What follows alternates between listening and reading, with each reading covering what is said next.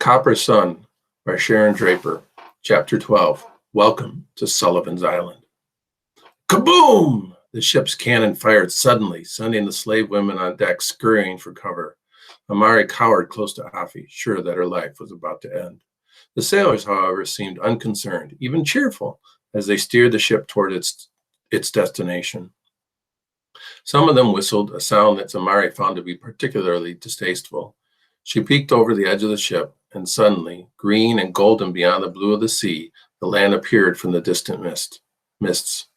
Amari had no idea what to imagine, but the land she saw was surprisingly beautiful, with lush green trees growing quite close to a long, sandy beach. Afi, she whispered, the land is lovely. I thought it must surely be an ugly place. Yes, it is beautiful to look at. Remember that when the ugliness overtakes you, Afi told her. Find beauty where you can, child. It will keep you alive. I could not have survived without you, Afi, Amari told her, giving the older woman a clumsy hug.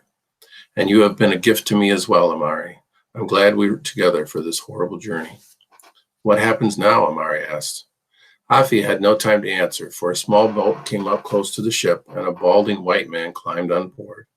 He wore a cloth tied across his face. The captain of the their ship laughed and welcomed him aboard. The first thing Amari noticed was that the newcomer was clean, smelling strongly of the scent of too many flowers. He coughed and choked as if the very air of the slave ship would infect him with illness. It was clear he was reacting to a terrible odor.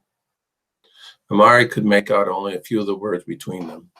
She could figure out the words stink and slave and cargo, and that the man who had come on board was some sort of official from the land they were heading toward. Amari realized as she listened intently to their conversation that she and her fellow slaves were the cargo. Then she saw the captain hand something to the man. It was a small leather pouch that bulged with silver objects. The man took it greedily and stuffed it into his shirt. The captain then laughed again and pointed to Afi and Amari and the other women on the deck. The man walked over to the slave women and rubbed his hands together. With a look that seemed to Amari to combine disgust as well as desire, he proceeded to examine each of the women slaves very carefully.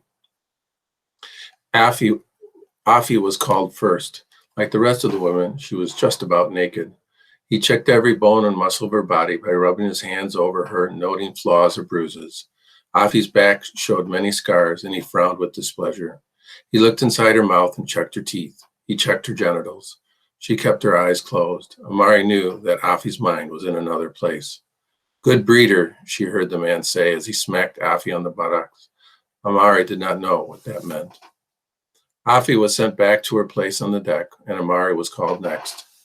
Using Afi's strength as an example, Amari stood quietly as she was touched and examined and fondled. Her impulse was to jerk away from him, but she forced herself to stand silently. The rest of the women were checked next. Then the men, who had been brought up on deck, were examined as well. The man scribbled some marks on a flat sheet he carried and gave it to the captain. Amari listened carefully to his words, and even though she did not fully understand their meaning, she knew that her life was about to change again. Your cargo is approved to land, Captain. Welcome to Sullivan's Island.